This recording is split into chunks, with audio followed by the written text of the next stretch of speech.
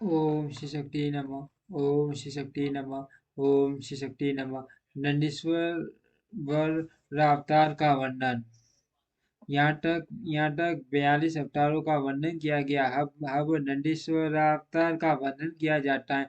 सनत कुमार जी ने पूछा, प्रभु आप महादेव के अंश से उत्पन्न होकर पीछे शिव को कैसे प्राप्त हुए थे?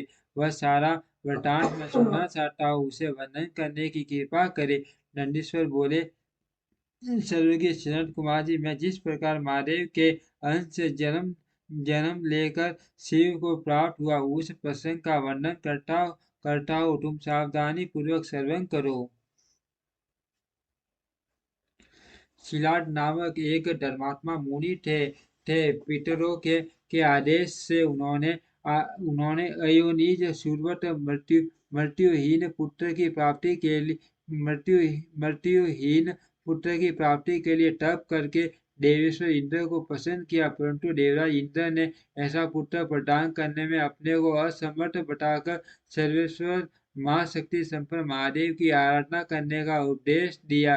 तब शिलाद भगवान महादेव को प्रसन्न करने के लिए तप करने लगे। उनके तप से प्रसन्न होकर महादेव वहां पधारे और मां समाधि मगन शिलाद को ठपठपाकर जगाया। तब शिलाद ने शिव का स्तवन किया और भगवान शिव के उन्हें वर देने को प्रस्तुत होने पर उनसे कहा, प्रभु मैं आपके ही समान मृत्युहीन अयोनिज पुत्र चाहता हूँ। तब शिवजी प्रसन्न होकर मुनि से बोले। शिवजी ने कहा, तपोधन विप्र, पूर्व काल में ब्रह्मा जी ने, मुनियों ने तथा बड़े बड़े देवताओं ने मेरे अवतार धारण करने के लिए तपस्या द्वारा मेरी आराधना की थी। इसीलिए मुने, यद्यपि मैं सारे जगत का पिता हूँ, फिर भी तुम मेरे पिता बनोगे और मैं तुम्हारा अयोनिज पुत्र होऊंगा तथा मेरा नाम नंदी होगा। नंदीश्वर नंदीश्वर जी कहते हैं, मुने यो कहकर कृपालु शंकर ने अपने चरणों में प्रणिपात करके सामने खड़े हुए शिलाद मुनि की ओर कृपा दृष्टि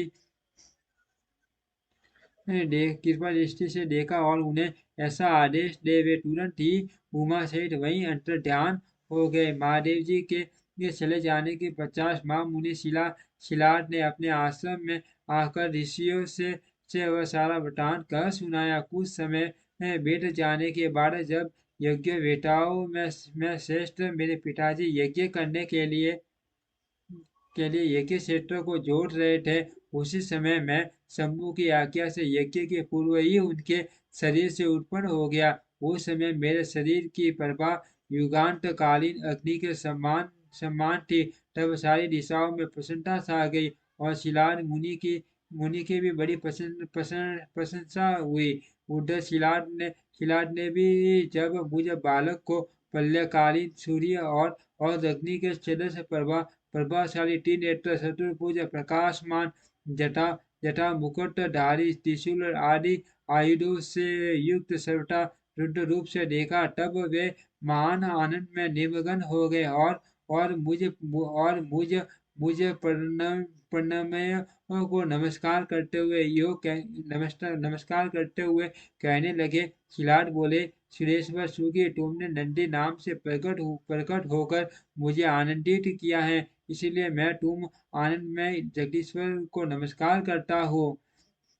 नंदीश्वर जी कहते हैं, मुनि तदंतर जैसे निर्धन को निधि प्राप्त हो जाने से प्रसन्नता होती है, उसी प्रकार मेरी प्राप्ति से हर्षित होकर पिताजी ने महेश्वर की बड़ी बाटी वंदना की और फिर मुझे लेकर वे शीघ्र ही अपनी पर्णशाला को चल दिए। मुने, जब मैं शिलाद की कुटिया में पहुंच गया, तब मैंने अपने उसे रूप का परित्याग करके मनुष्य रूप धारण कर लिया। तदंतर शालकायन नंदन पुत्र वत्सल शिलाद ने मेरे जाट कर्म आदि सभी संस्कार संपन्न किए। फिर 5वें वर्ष में पिताजी ने मुझे सांगोपांग संपूर्ण वेदों का तथा अन्य शास्त्रों का भी अध्ययन कराया। 7वां वर्ष पूरा होने पर शिव जी की आज्ञा से मित्र और वरुण नाम नाम के मुनि मुझे देखने के लिए पिताजी के आश्रम पर पधारे। शिलाद मुनि ने उनकी पूरी आवा भगत की। जब वे दोनों महात्मा मुनीश्वर आनंद पूर्वक आसन पर विराज गए, तब मेरी ओर बारंबार निहार कर बोले, मित्र और वरुण ने कहा, तात शिलाद, यद्यपि तुम्हारा पुत्र नंदी संपूर्ण शास्त्रों के अर्थात परम पारगामी विद्वान है, तथापि इसकी आयु बहुत थोड़ी है। हमने बहुत तरह से विचार करके देखा, परंतु इसकी आयु 1 वर्ष से अधिक नहीं दिखती। उन उन उन विप्र वरों के यो कहने पर पुत्र वत्सल वत्सल शिलाद नंदी को साथी से लिपटा कर दुकाट हो फूट फूट कर रोने लगे। तब पिता और पितामह को मरण की भांति भूमि पर पड़ा हुआ देख देख नंदी शिवजी के शरण कमलों का स्मरण करके प्रसन्नता पूर्वक पूछने लगा, पिताजी, आपको कौन सा ऐसा दुख आ पड़ा जिसके कारण आपका शरीर कांप रहा है और आप रो रहे हैं? आपको वह दुख कहाँ से प्राप्त हुआ है? मैं इसे ठीक ठीक जानना चाहता हूँ। पिता ने कहा, बेटा, तुम्हारी अल्पायु के दुख से मैं अत्यंत दुखी हो रहा हूँ। तुम ही बताओ, मेरे इस कष्ट को कौन दूर कर सकता है? मैं उसकी शरण ग्रहण करूँ।